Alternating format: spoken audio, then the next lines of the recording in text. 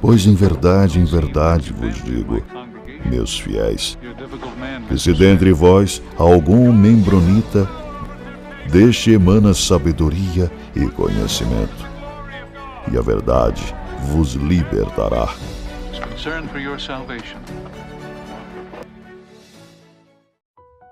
Saudações, membronitas!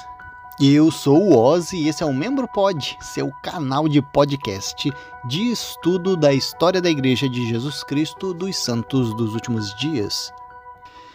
E para o membronita que ainda não sabe, tem a página do Membro Fiel lá no Facebook, no Instagram. A gente tem também o Blogspot, então é o membrofiel.blogspot.com. Visita lá que tem algumas informações, tá meio resumido, mas tem algumas imagens, tem algumas fontes lá para você conferir. Para você que tá aí no YouTube, saiba que a gente tem o nosso podcast também no Spotify. Eu, particularmente, prefiro escutar no Spotify, porque o YouTube não me deixa fechar a tela. Se eu desligo o celular, ele desliga o áudio. E o YouTube também nem sempre, quando termina um áudio, ele passa pro próximo em seguida, né? Ele passa para algum aleatório às vezes, então prefiro também o Spotify por conta disso.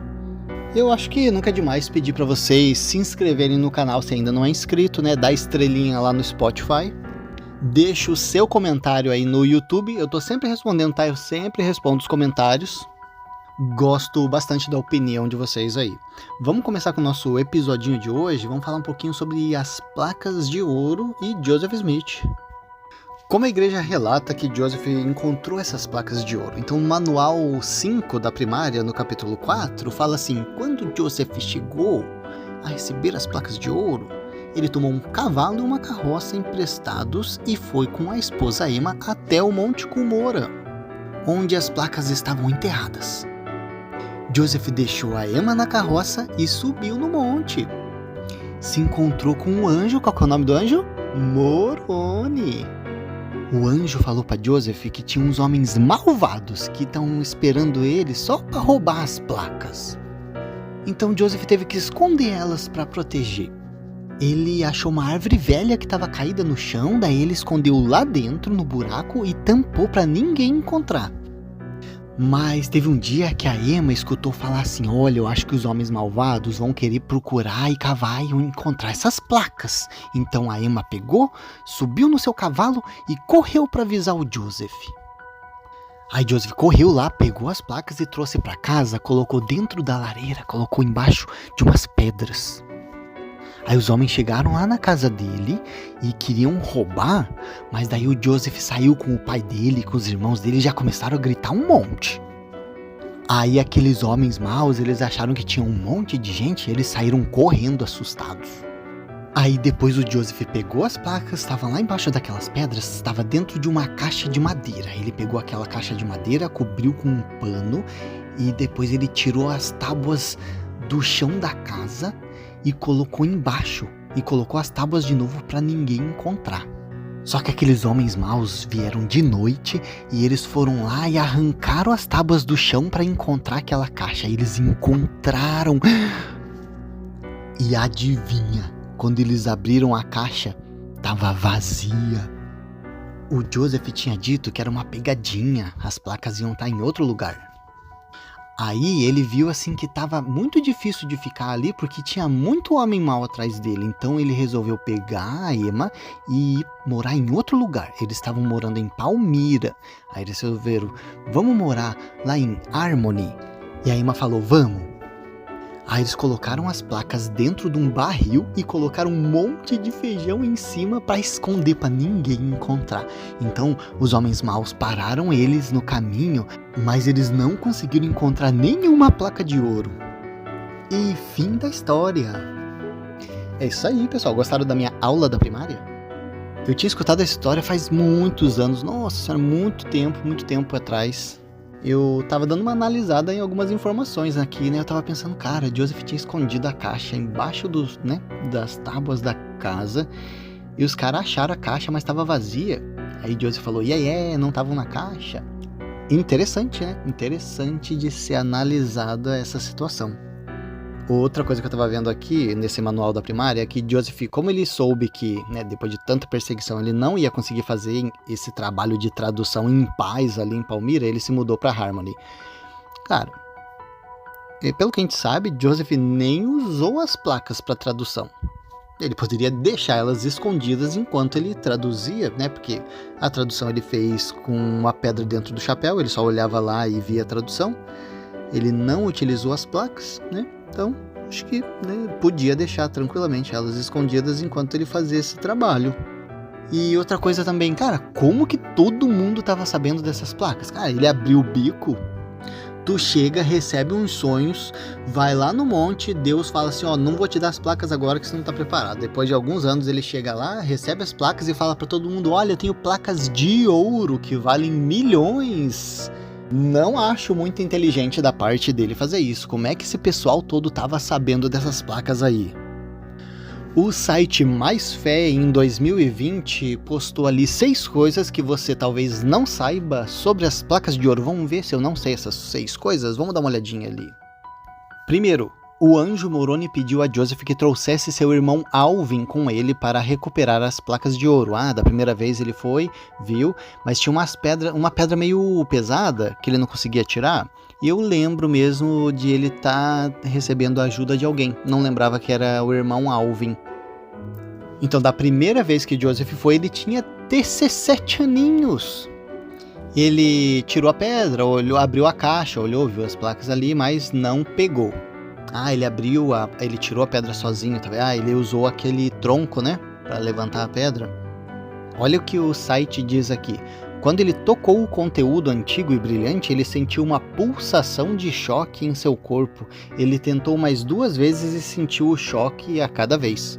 Foi então que Moroni apareceu e explicou, olha, você não pode pegar esse material ainda, tá? Cara, por que não me avisou antes? O cara espera o Joseph me levar 3 choques pra depois falar que não era pra pegar. Ele fez o Joseph ir lá, levantar aquela pedra, né, ver o material todo e depois falar assim, não era pra pegar não. O anjo falou que ele tinha que purificar o coração e a mente antes de receber aquele material. E o anjo falou também que ele precisava trazer a pessoa certa para poder pegar aquelas placas. E a pessoa certa era quem? Seu irmão mais velho, Alvin. Só que nem deu tempo aí de Joseph se purificar, porque alguns meses depois Alvin começou a ter umas dores fortes ali no estômago, chamou um médico, só que assim, só piorou. Então Alvin só viveu mais alguns dias ali, e na sua última advertência a Joseph, Alvin falou, faça tudo ao seu alcance para obter os registros, seja fiel ao receber as instruções e ao cumprir todos os mandamentos que lhe forem dados.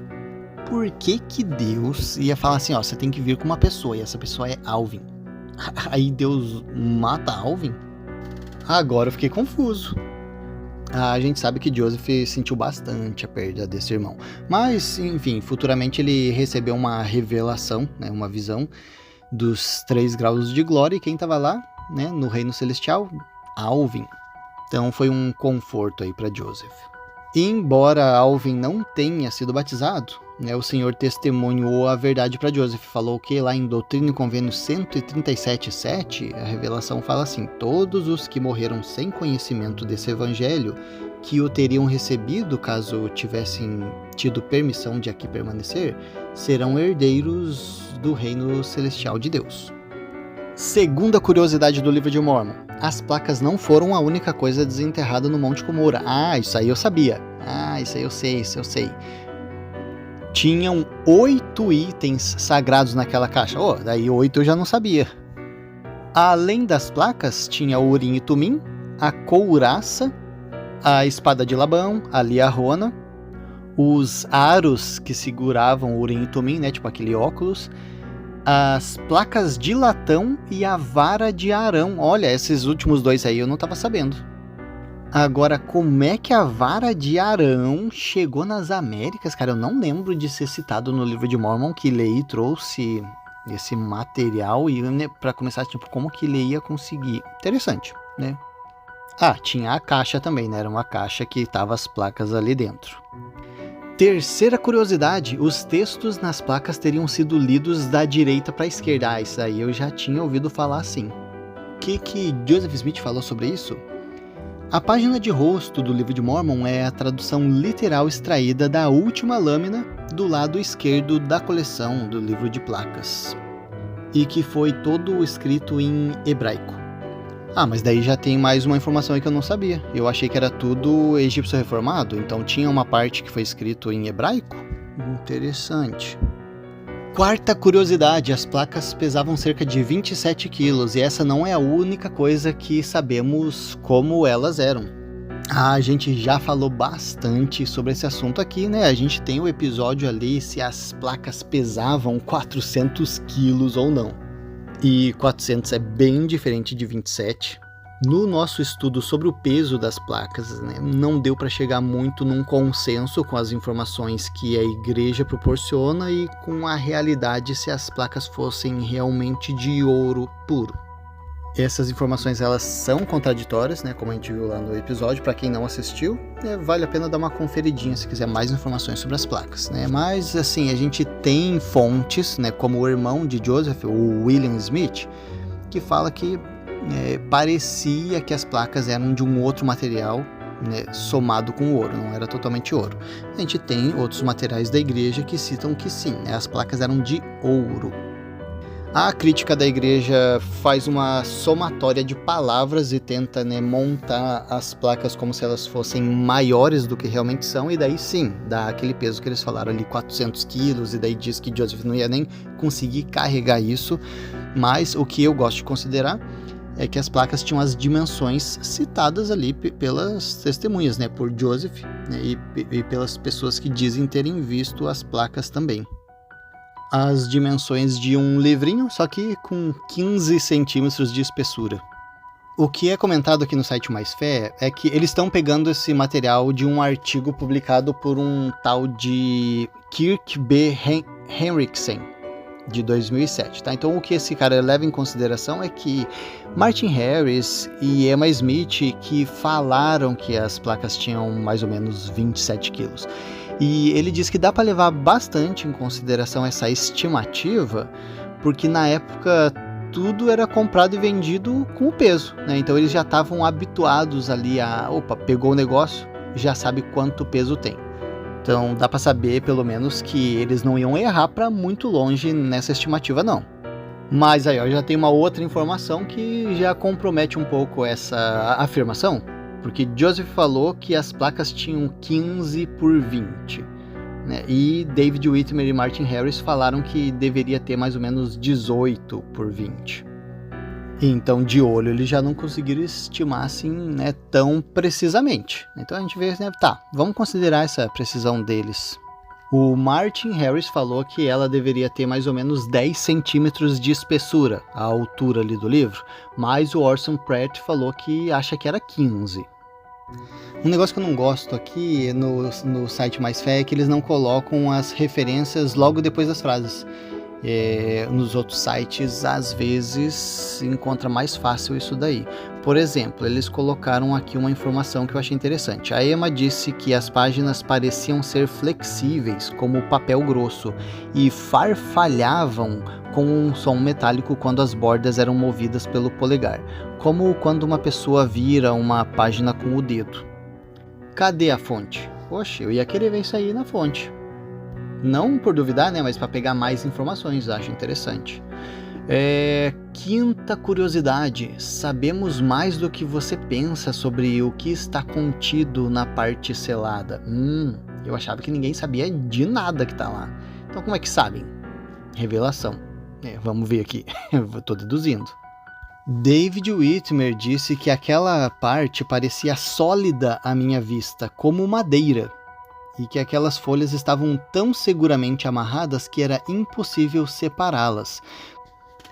Bom, eu tinha uma imagem das placas que elas estavam meio que soldadas. Tem uma representação da igreja, né, assim, e acho que tinha uma outra declaração de alguém falando que elas estavam meio que grudadas, né, e não amarradas. Aqui David Whitmer já falou que elas estavam amarradas, como aquela representação de uma braçadeira segurando aquelas páginas. Orson Pratt descreveu cerca de 2/3 das placas como sendo seladas dessa forma. Ah, e essa informação me faltou lá naquele episódio dos 400 quilos das placas.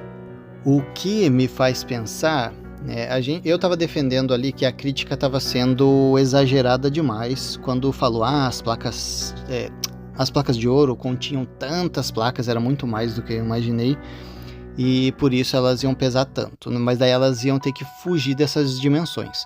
Para conseguir manter essas dimensões citadas ali por Joseph, pelas testemunhas, e o peso, automaticamente tem que ter menos placas, tem que ter poucas, né? Tem que ter poucas placas. E se a gente tem poucas placas, para produzir aquelas 531 páginas em inglês, o egípcio reformado tem que ser uma língua mais compacta do que eu imaginei. O que já exige mais ainda da nossa crença, né? E falar assim, cara, 531 páginas em inglês foi traduzida de 1/3 daqueles 15 centímetros de altura. Para ter 27 quilos, cara, tem que ser pouquíssima placa que foi traduzida. E assim, cara, como que ele conseguiu produzir 531 páginas em inglês de tão poucas placas? Aí já começa a exigir um pouco mais da gente. Então, agora se a gente está pensando aqui, se a parte selada tinha 2/3 e 1/3 foi 531 páginas, então a gente sabe que tem mais de 1000 páginas em inglês daquelas partes seladas. Cara, é muita coisa. A Bíblia acho que tem 900 páginas, 900 alguma coisa, dependendo da versão. Dei um chat aqui. A Bíblia João Ferreira de Almeida costuma ter cerca de 1.200 a 1.500 páginas. E o que está contido nessas placas seladas? Lá em Éter 4 e 5, ele comenta sobre o que está lá. Eis que escrevi nessas placas precisamente as coisas que o irmão de Jared viu. E nunca foram reveladas coisas maiores do que as que foram reveladas ao irmão de Jared. Por esta razão, o Senhor ordenou-me que as escrevesse e escrevi-as, e ele ordenou-me que as selasse. E lá em 2 Nef 27:7, ele comenta mais um tequinho do que está ali nas placas seladas. Ele fala assim, haverá uma revelação de Deus desde o princípio até o fim do mundo. E a sexta e última curiosidade sobre as placas. O que aconteceu com as placas? Onde elas estão agora? Isso aí eu acho que eu sei. Foram recolhidas pelo anjo.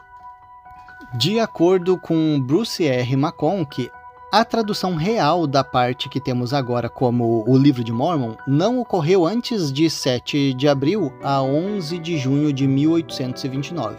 Depois disso, as placas foram devolvidas à custódia de Moroni. Olha aqui, é daqui que é tirado que o Livro de Mormon foi traduzido em 2 meses. A gente sabe que teve as 116 páginas. Depois que foi perdido, Joseph ficou um tempão sem traduzir, porque ficou chateado, e também o Senhor também ficou chateado com ele, então eles ficaram sem traduzir por um bom tempo. Aí depois eles seguiram na tradução. E já não era mais Martin Harris, Oliver Cowdery, mais algumas outras pessoas ajudaram, será, nessa segunda etapa? Ou será que foi só Oliver Cowdery? Bom, então depois disso as placas foram devolvidas ali para Moroni. E por que essas placas foram levadas? Por que não ficaram aí para ser exibidas pela igreja, como uma prova, mais uma prova da veracidade aí da história de Joseph Smith? Um dos motivos é que a gente já viu aqui, o pessoal estava caçando Joseph Smith a todo custo para conseguir pegar essas placas de ouro. Então, para não cair em mãos erradas, o Senhor resolveu recolher isso aí. Mas tem um outro cara que comenta sobre mais um dos motivos de recolher as placas. É um tal de Monte S. Nieman. Não consegui a fonte de novo dessa fala, mas ele diz assim: as escrituras sugerem 2 motivos pelos quais as placas de ouro não foram disponibilizadas ao público. A primeira é que o Senhor se recusou a permitir que os homens usassem essas placas sagradas para fins comerciais. E a segunda era para que o Senhor pudesse testar a fé dos que estavam recebendo aquele registro. E assim, convenhamos, que teste de fé, hein? Quando todas as fontes históricas e indícios mostram que esse trabalho aí tá meio estranho, Joseph enfim, muitos outros líderes da igreja na sua criação pisaram feio na bola, é realmente um teste de fé para acreditar nisso aí. Eu acho até que se fosse um profeta um pouco mais respeitável ali, como alguns que a gente tem, né, no Novo Testamento, no Velho Testamento, daria para acreditar mais facilmente, né? Mas assim, cara, né, tipo, está comprovado, até a igreja assim assume algumas coisas que Joseph fez. Mas convenhamos, né, que esse sumiço das placas aí e não serem disponibilizadas para o povo, cara, pende mais pro lado dessa história ser falsa do que um teste de fé, né? O senhor quer testar a fé com o sumiço das placas, mas quer correr atrás de Charles Anton para comprovar a veracidade dos escritos?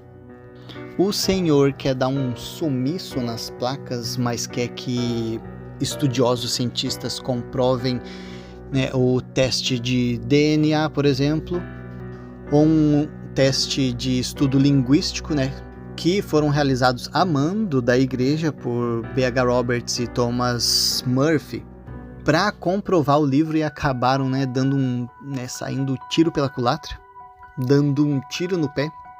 Somando esses contextos aí, parece que para mim não faz muito sentido o senhor querer recolher as placas, não. Talvez assim, pro fim de o pessoal não roubar, o senhor podia ter outros meios de fazer com que ela ficasse bem escondida e depois, agora que é mais seguro, né, reaparecer para ser analisado. Seria interessante, né? Mas tá bom, como toda religião, a exigência da fé em determinadas crenças, determinados eventos, é a base da crença. Então, se tem algum membro da igreja aqui que está criticando outras religiões, por favor. Olha como é ridícula a crença dessas pessoas, eles acreditam que a vaca é sagrada, ou essa outra religião aqui que adora santos, quando na Bíblia está dizendo que não é para adorar santos. E essa outra aqui que fala que Maomé viu o anjo Gabriel e recebeu o Alcorão? Ah, cara, para, né? Pessoal, não vamos levar ao ridículo a crença das outras pessoas, tá? Na nossa crença também tem muita coisa aí que você tem que exercer muito a fé pra acreditar, tá bom? Ali no site Mais Fé comenta que, né, mesmo que a gente tivesse as placas ainda hoje, né, elas ainda poderiam ser insuficientes para que as pessoas acreditassem. Teoricamente seria verdade, né? Tem muita gente que, né, às vezes tem alguns fatos, a Terra é redonda, mas tem algumas pessoas que falam que ela é plana. Não acho que seja um argumento muito forte para explicar o desaparecimento das placas, mas, né, e falou ali, né, como por exemplo Lamã e Lemuel, que viram um anjo, mas depois, né, deixaram de acreditar. Cara, se Lamã e Lemuel forem personagens reais, né, pois é uma questão aí eles terem visto um anjo e depois, né, fazer o que fizeram. Assim como, por exemplo, né, todas as testemunhas do livro de Mórmon que vazaram da igreja foram excomungadas. Bom, né, eu não tenho como comprovar o que elas viram. A gente tem as fontes, né? Mas a gente sabe, pessoal, né? Naquela época a gente viu ali quanta gente estava mentindo, inventando história, né? Recebendo pedra, recebendo revelação. E, né, o pessoal mentia naquela época e o pessoal, pasmem, o pessoal mente ainda hoje em dia. É verdade esse bilhete. Então eu posso falar por mim. Se eu ver um anjo, eu imagino que isso ia ser tão tocante na minha vida que, cara, assim, o que o anjo dissesse pra mim ia ser lei. Ia precisar muito mais do que uma intriguinha pra me tirar da igreja, da minha crença.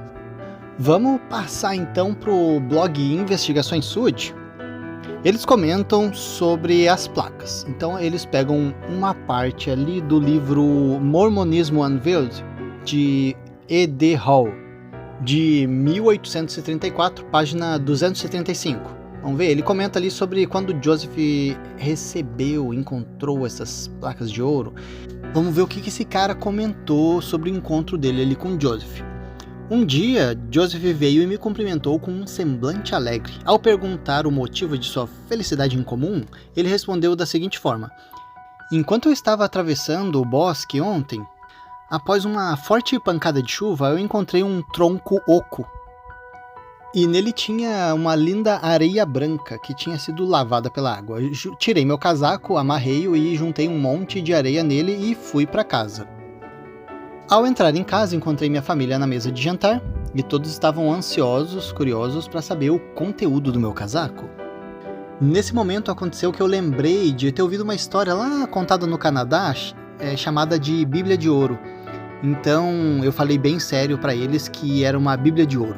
E para minha surpresa, eles foram crédulos o bastante para acreditar no que eu lhes disse. E então eu disse para eles que eu tinha recebido um mandamento para que ninguém as visse. Eu falei que nenhum homem podia ver elas com os olhos nus e viver. E agora eu tenho esses tolos condenados à curiosidade e vou continuar me divertindo. No entanto, ele disse que não tinha livro nenhum, e acredito que nunca houve um livro desses.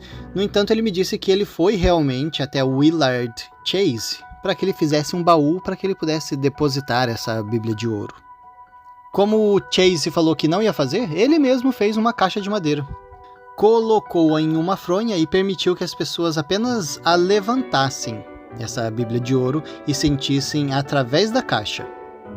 Bom, essa foi a afirmação de Peter Ingersoll. Essa declaração é famosa, ela foi feita em 1833, então ela foi escrita aí por esse E.D. Hall nesse livro em 1834. E basicamente o que o Peter fala é que o Joseph assumiu para ele que essa história das placas era uma farsa. Bom, eu particularmente eu não tenho contexto nenhum para saber quem é esse cara. Tem alguns membros da igreja que consideram que essa declaração dele aí foi falsa e movida por um ressentimento. Então, não sei o que aconteceu entre eles para ele ter declarado isso. Apesar de eu achar que essa história realmente tá assim muito forçada, eu acho que não é verdade, tá? Essa história aqui do Peter. Tô falando com o contexto que eu tenho agora, que é muito mínimo, mas eu acho que ficou muito forçada, talvez realmente foi movida por ressentimento ou alguma coisa assim, mas talvez tenha muita informação certa misturada com incorreta, porque eu consigo visualizar muito bem essa ideia de Joseph Smith descobrindo que ele era muito bom em convencer as pessoas de uma coisa falsa. Inclusive a gente já leu aqui sobre a mãe de Joseph, que ela era assim também. Ela conseguia inventar uma história e fazer com que as pessoas acreditassem e manter essa história assim, né? Tipo, não dá pra ver no rosto dela que ela tá mentindo. Os detalhes que ela mostra assim, né, convencem bastante. Pra mim, parece que Joseph desenvolveu essa habilidade. Mas essa questão aí da areia, pra mim, como que ele pegou uma areia e levou e convenceu a família de que aquilo era um livro e tal, combinado com todo o resto de contexto que a gente tem sobre as placas, né? Ele levou, por exemplo, Emma para poder coletar essas placas. Emma tava lá junto. Enfim, não sei, tem muita coisa a ser considerada, tá? Mas fica aqui uma fonte lá da época, né, de 1833, para vocês tirarem as próprias conclusões. Nesse mesmo livro, esse livro foi escrito em 1834, tá? É o Mormonism Unveiled, escrito por E.D. Hall. Nesse mesmo livro tem ali agora uma declaração de um outro cara chamado Joseph Capron. A gente acho que já falou sobre esse cara, acho que ele estava lá naquele julgamento, estava no julgamento. A gente citou um trecho dessa declaração dele ali naquele episódio do julgamento de Joseph Smith sobre caça ao tesouro, mas aqui tá mais completo, interessante, eu vou dar uma lida aqui para vocês. Depois de um certo tempo, Joseph fingiu encontrar as placas de Deus. Esse esquema, ele acreditava que poderia aliviar a família de todos os seus embaraços financeiros. Seu pai disse-me que quando o livro fosse publicado, eles poderiam, com os lucros do trabalho, transformar os negócios de cavar tesouros em uma operação bem-sucedida. Ele não deu nenhuma indicação na época que o livro era de caráter religioso ou que tinha a ver com revelação. Ele declarou que era uma especulação e disse que, quando ele for concluído, a minha família será colocada em um nível acima da generosidade da humanidade. De novo aqui, sem muito contexto, só lendo essa declaração desse cara, essa eu já consigo acreditar um pouco mais, já soa melhor para mim. eu conseguiria acreditar mais facilmente de que o pai de Joseph falou isso sobre o livro e de que o livro a princípio não tinha assim, um caráter religioso. Enfim, então assim que tinha um envolvimento financeiro nessa questão. Agora ali num outro livro chamado Early Mormon Documents, na página 245, volume 2. Então pelo jeito eles coletam alguns documentos de época, e um desses documentos foi aquele Palmyra Reflector, acho que era um jornal, né, de época, de 14 de fevereiro de 1831. Nesse jornal de época foi citado uma declaração ali de Abner Cole sobre as placas de ouro. O que essa pessoa falou?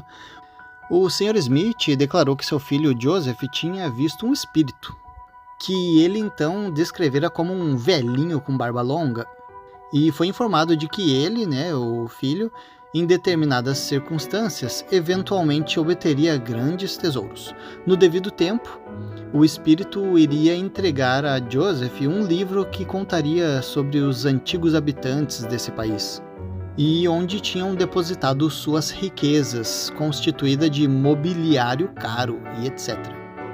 Desde então, manteve-se segura sob a responsabilidade do espírito, em câmaras grandes e espaçosas em diversos locais desta vizinhança. Uma outra fonte, chamada A Infância do Mormonismo, de 1856, fala assim: o Morro Mormon tinha sido há muito tempo designado como o lugar no qual inúmeros tesouros foram enterrados.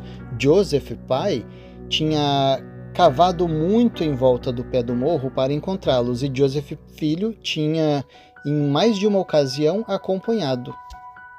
Então, falando do Monte Cumorah, será? Que inclusive eu acho que eu ouvi falar que esse morro hoje faz parte da propriedade da igreja. Será que nunca passaram um scanner ali para ver o que mais que tem enterrado lá?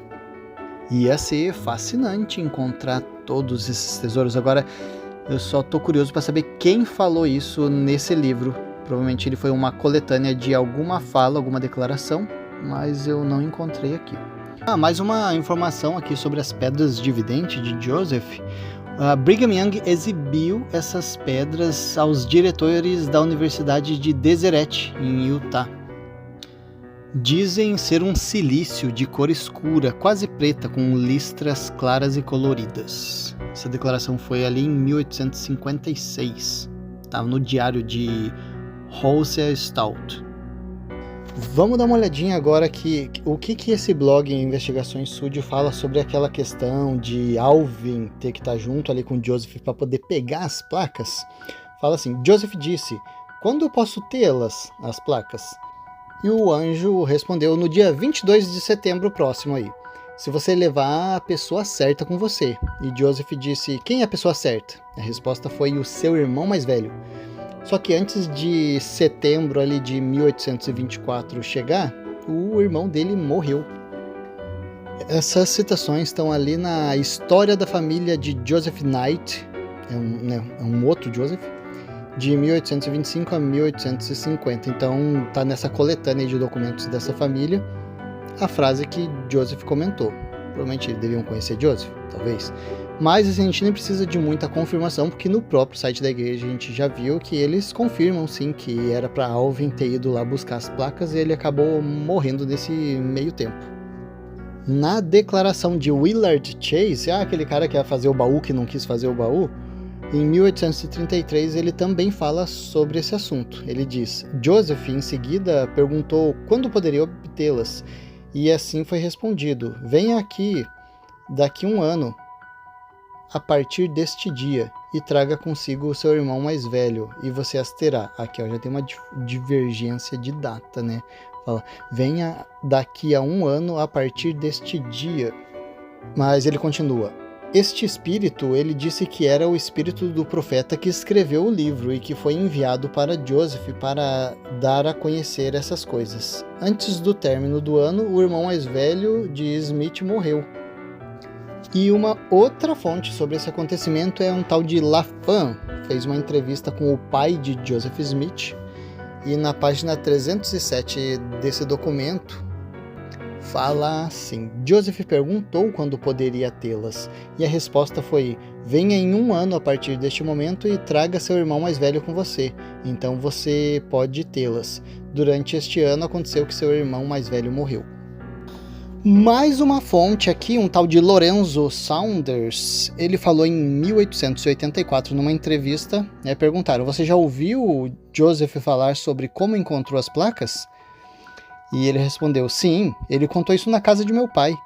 Ele disse que estava na floresta em oração e o anjo tocou o seu ombro e ele se levantou. E o anjo disse-lhe onde as placas estavam e que ele poderia levar seu irmão mais velho com ele em 1 ano a partir daquele momento para ir buscá-las.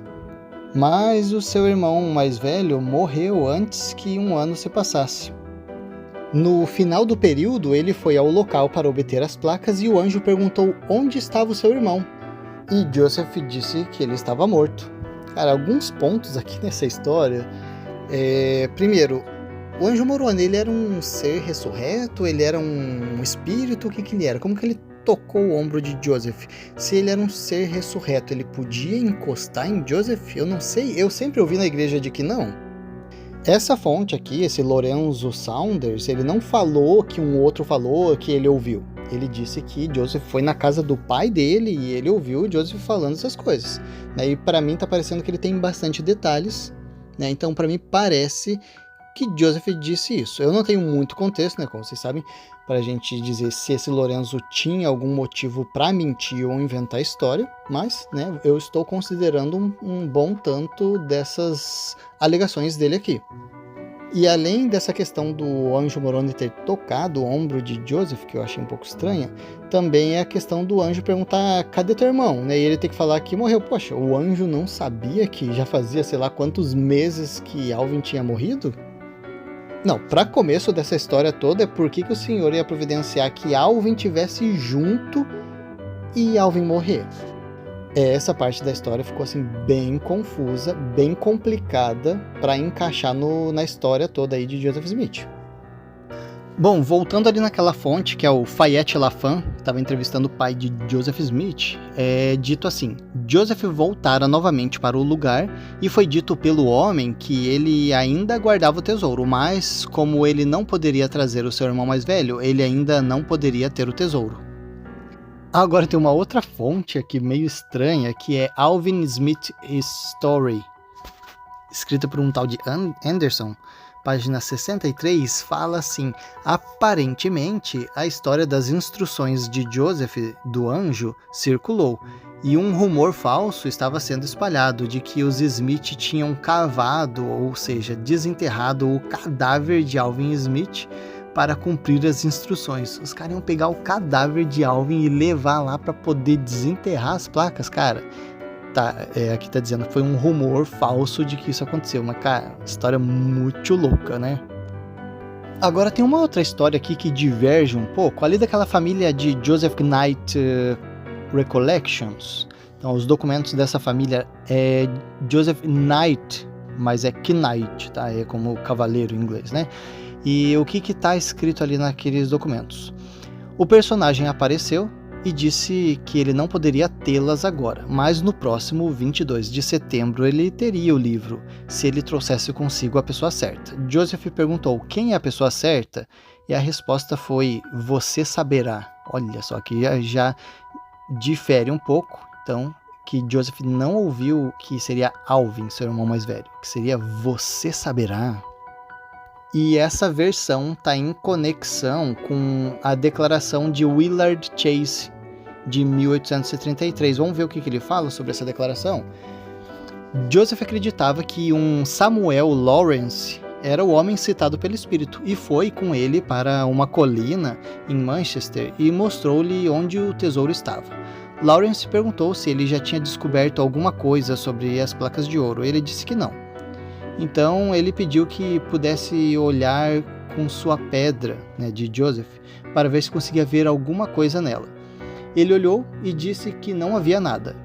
Então Joseph disse para olhar novamente e procurar por uns óculos. E ele viu e logo encontrou esse par de óculos, o mesmo que Joseph disse que traduziu o livro de Mormon. Lawrence disse que não seria prudente deixar que essas placas fossem vistas antes de 2 anos, pois elas causariam um grande alvoroço no bairro, o que de fato ocorreu em setembro de 1827. Não muito depois disso, Joseph mudou de ideia e disse que Lawrence não era o homem certo e nem havia dito-lhe onde era o local correto. Então, segundo esse Willard Chase aqui, ele falou, opa, Joseph falou um negócio, né, e agora mudou a história, né? Parece que ele disse que era disse que era o Lawrence e depois, né, ele mudou de ideia e falou que era o Alvin, mas daí, de novo, né, deu um problema que o Alvin morreu. Então, essa história realmente, ela tá assim bem documentada. A igreja assume boa parte dessa história, mas a explicação, né, sobre todas essas divergências e a desconexão de fatos fica muito difícil de entender. Uma outra declaração de 1833 foi de Henry Harris. Será que ele era parente de Martin Harris? Ele falou assim: um anjo apareceu e disse que ele não poderia obter as placas até ele estar casado, e que quando ele visse a mulher, que viria a ser sua esposa, ele saberia e ela iria reconhecê-lo. O que foi confirmado ali por uma outra pessoa chamada Frederick Matter, também falou. Até ele obter uma esposa, não houve tentativa de obter certos tesouros enterrados em Palmyra. E uma declaração mais completa sobre esses acontecimentos é de Roger Anderson. A gente já citou alguma coisa sobre esse Anderson aqui, e ele escreveu algo como a revisão da reputação de Joseph Smith. E nesse documento, vamos ler aqui para ver o que ele fala.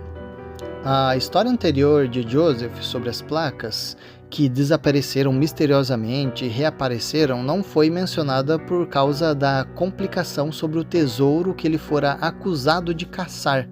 O espírito mandou que ele trouxesse Alvin à colina, mas depois da morte de Alvin, Emma declinou, pois o convite mais parecia um ritual de magia do que uma religião pura e imaculada. O depoimento de Joseph Knight, que Smith tinha olhado em seu cristal para encontrar a pessoa certa, foi descartado por causa de sua semelhança com a acusação de olhar no cristal que ele havia sido condenado em 1826. Smith tinha aprendido com a experiência amarga que nem todas as atividades eram consideradas divinas. Muita informação aqui. Emma falando que esses rituais aí de Joseph estavam parecendo mais magia do que religião. Mudança do relato sobre o que aconteceu, né? Porque Joseph já tinha levado uma, né? Por causa daquela condenação ali em 1826. Então ele deu uma alterada nas suas histórias para poder soar um pouco melhor. A gente tem mais informação daquele cara, Willard Chase. A declaração dele de 1833. Vamos ver o que ele falou sobre esse evento. Disseram-me que alguns anos atrás um espírito apareceu a Joseph, seu filho, em uma visão, e lhe informou que em determinado lugar havia uma gravação em placas de ouro e que ele era a pessoa que deveria obtê-las. E isso ele deveria fazer da seguinte forma: no dia 22 de setembro, ele deveria ir ao local onde fora depositado o manuscrito, vestido com roupas pretas e montado em um cavalo preto com uma cauda trançada, que exigisse o livro em nome de determinada pessoa. E após isso, ele deveria pegá-los e não colocá-lo no chão, nem olhar para trás. Assim sendo, Joseph vestiu um terno preto e pediu um cavalo preto, mas temendo que alguém pudesse descobrir onde ele conseguiria as placas, colocou-as no chão para reposicionar a pedra, como ele a achara, e voltando-se para sua surpresa, não havia nenhum livro à sua vista. Ele novamente abriu a caixa e nela viu o livro e tentou tirá-lo, mas foi impedido. Viu alguma coisa na caixa como um sapo, que logo assumiu a aparência de um homem e golpeou-o no lado da cabeça. Cara, de novo, essa história aqui já me pareceu assim muito diferente, né? Eu não sei se eu acreditaria em tudo que foi citado aqui. Eu precisava saber o que esse Willard Chase tinha contra Joseph Smith. Que até, vamos dizer assim, que Joseph parecia que considerava ele mais do que ele considerava Joseph. que Joseph foi lá pedir para ele fazer uma caixa, né, de madeira e ele não quis. Né? Então, assim, o que será que esse Willard tinha contra Joseph Smith? Né, que, né, fez várias declarações contra Joseph e citou, cara, todo esse detalhe, roupa preta, cavalo, rabo, né, cauda trançada. Joseph pegou, colocou no chão que não era pra pôr, depois um sapo levantou em forma de homem e deu um tabefe em Joseph. Cara, essa história tá muito louca também. Será que o Willard inventou tudo isso ou alguma coisa tem a ver com o que Joseph citou para ele? Fica esse questionamento. De qualquer forma, essa história assim, é totalmente diferente do que o que a gente ouve sobre como Joseph, né, teve contato com as placas. Agora, na declaração do Fayette Lafan, a gente já citou ele, mas ele mesmo deu uma declaração em maio de 1870. E o que ele fala? Ele, Joseph, disse que seu pai, em um sonho, um homem muito grande e alto lhe apareceu vestido com um terno antigo e suas roupas estavam ensanguentadas. E o homem disse a ele que havia um valioso tesouro enterrado há muitos anos e não muito longe daquele lugar, e que havia chegado o tempo para que fosse trazido à luz para o benefício do mundo em geral. E se ele, Joseph, seguisse rigorosamente suas instruções, ele iria levá-lo ao lugar onde fora depositado, de tal maneira que ele poderia obtê-lo. Disse então que Joseph deveria conseguir um certo cobertor, um terno antiquado da mesma cor e um guardanapo para colocar o tesouro dentro. Quando ele obtivesse, não deveria colocar no chão antes de colocá-lo no guardanapo. Pegando o primeiro tesouro, ele viu os outros abaixo, então colocou o primeiro no chão e se esforçou para pegar os outros, mas antes que ele pudesse obtê-los, o que ele já havia pegado deslizou de volta para o local onde ele havia tirado. Aí a declaração do Fayette Lafan bate um pouco com aquela história ali do cara que, né, comentou anteriormente, do tabefe que ele levou do Homem-Sapo. Bom, vamos pegar a declaração de uma pessoa interessante aqui, Lucy McSmith. Ela também deixou uma declaração sobre esses eventos. Joseph visitou o local onde as placas estavam e, pensando que ele poderia guardar todos os mandamentos dados a ele, supôs que seria possível tirá-las de seu lugar e levá-las para casa.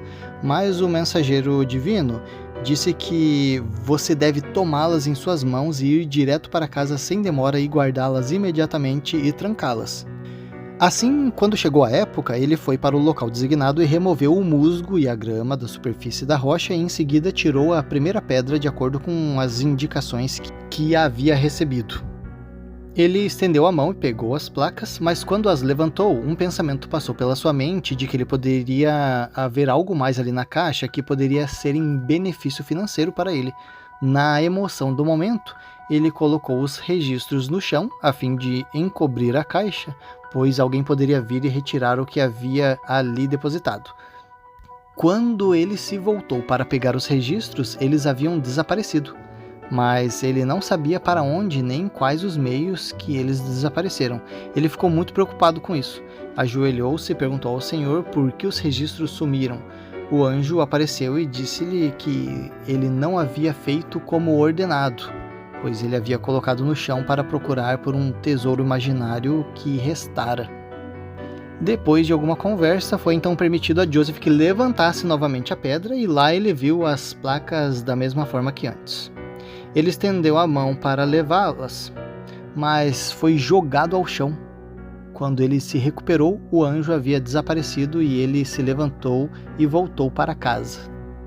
Essa aqui é a declaração da mãe de Joseph, então assim pode estar mais conectada com o que Joseph declarou desse evento. Mas de qualquer forma, eu mesmo não lembrava desses detalhes não. Eu não lembrava que ele foi tentar pegar a placa, colocou no chão e daí foi impedido de pegar porque ele tinha posto no chão, né? Talvez esteja em algum documento da igreja, talvez seja ensinado mesmo, mas só eu não lembrava. Você aí já tinha ouvido essa parte da história? Tem uma outra fonte agora que confirma essa história do sapo. Quem é? Benjamin Saunders. Ele comenta que quando ele chegou em casa, Joseph estava falando ali com a mãe e a irmã dele, explicando como ele tinha conseguido aquelas placas. Ele fala assim: quando ele pegou as placas, havia uma coisa abaixo, perto da caixa, que parecia um sapo e que se transformou em um homem e proibiu de pegar as placas. Ele contou sua história de forma mais intensa do que qualquer um o faria. Parecia que ele acreditava em tudo que dizia. O Willard Chase, novamente, falando aqui sobre como o Joseph pegou essas placas também. Quando ele pegou, ele comenta que Joseph foi lá, levou Emma, deixou ela no cavalo, voltou depois, trouxe as placas, escondeu, foi trabalhar depois, num outro dia, ele foi buscar as placas novamente e parece que 2 caras foram tentar roubar essas placas dele. E comenta que Joseph bateu tanto neles que os deixou no chão e fugiu, chegando seguro e garantindo o seu tesouro. Ele então observou que se não fosse por aquela pedra que ele admitiu que pertencia a mim, ele não teria obtido o livro. Será que esse Willard Chase era dono de uma pedra de vidente e que Joseph pediu emprestada para encontrar? Aí, cara, se o Willard Chase também tinha umas pedrinhas ali mágicas, eu já acho um pouco mais difícil de acreditar, né, nas coisas que ele fala. Não descartaria assim totalmente, né, mas deve ter alguns detalhes imersos na história que são falsos e alguns detalhes que são reais. É difícil, né, trabalhar assim com fonte antiga e você não conhece as pessoas, não sabe da vida delas. Obviamente, cara, se eu quiser correr atrás, né, estudar sobre a biografia desse Willard Chase, por exemplo, eu vou conseguir descrever melhor, né, quem é esse cara, quais as necessidades dele em né, derrubar a imagem de Joseph, qual é o histórico dele de mentir, né, ou falar a verdade. Assim como deveria fazer com qualquer outra fonte, né? Mas daí, obviamente, é um trabalho assim, bem intenso de estudo. Naqueles documentos chamados Joseph Smith Papers, um tal de Dean C. Jesse falou sobre esses caras que estavam, né, perseguindo ele para roubar os registros. Um deles atingiu com um golpe antes que ele percebesse, mas sendo ele um homem muito forte e de grande estatura, com grande esforço livrou-se deles e correu para casa, sendo perseguido de perto até que chegou próximo à casa de seu pai. O que a Lucy Smith, a mãe dele, comentou sobre essa situação? Joseph pegou as placas em seu lugar escondido e envolveu-as em seu casaco de linho, colocou-as debaixo do braço e partiu para casa. Depois de andar uma curta distância da estrada, ele concluiu que seria mais seguro caminhar pela floresta. Em um momento ele deparou-se com um campo, onde havia uma grande colheita para atravessar, e ele não tinha caminhado muito nessa direção até que pulou de um tronco um homem e deu-lhe um golpe com uma arma. Joseph colocou-o no chão. Olha, o cara estava armado e o Joseph derrubou o cara. Bom, será que foi isso que aconteceu mesmo? Ou foi só o que ele comentou para a mãe dele? Na declaração de David Whitmer, de 1881, ele comentou assim: eu conversei com vários jovens que disseram que Joseph Smith tinha certas placas de ouro. Antes de possuí-las, ele havia prometido que ia dividir com eles, mas não o fez, e eles estavam muito irritados com ele. Numa declaração de William Smith, que é o irmão de Joseph, ele falou assim: eu não as vi, ele está falando das placas, descobertas, mas eu segurei-as e ergui-as enquanto envoltas em um casaco, e julguei que elas pesassem cerca de 30 quilos. Meu pai e meu irmão Samuel viram-nas como eu fiz enquanto envoltas no casaco. O mesmo fez Hiram e outros da família. Quando o entrevistador perguntou se ele não quisera remover o pano e ver as placas diretamente, William respondeu: não, pois o pai tinha acabado de perguntar se ele não poderia ser autorizado a fazê-lo, e Joseph, colocando a mão na frente, disse: não, eu fui instruído a não mostrá-la a ninguém. Se eu o fizer, vou transgredir e perdê-las novamente. E finalizando o nosso episódio de hoje, a gente vai falar sobre a entrega dessas placas de ouro novamente para Moroni. Vamos ver como é que foi isso? Isso foi registrado aonde? Deixa eu ver aqui. Journal of Discourses, volume 19, página 38. Material da igreja. Aí, vamos ver Joseph entregando essas placas. O que diz lá? Quando Joseph pegou as placas, o anjo lhe deu instruções para transportá-las de volta ao Morro Cumorah. O que ele fez? Oliver disse que quando Joseph e Oliver foram lá, o morro se abriu e eles entraram em uma caverna, na qual havia um quarto grande e espaçoso. Eles colocaram as placas sobre a mesa, uma grande mesa que estava na sala. Sob essa mesa havia uma pilha de placas com um pouco mais de 1 metro de altura, e havia nessa sala mais placas do que muitas cargas de carroças. Elas estavam empilhadas nos cantos e ao longo das paredes.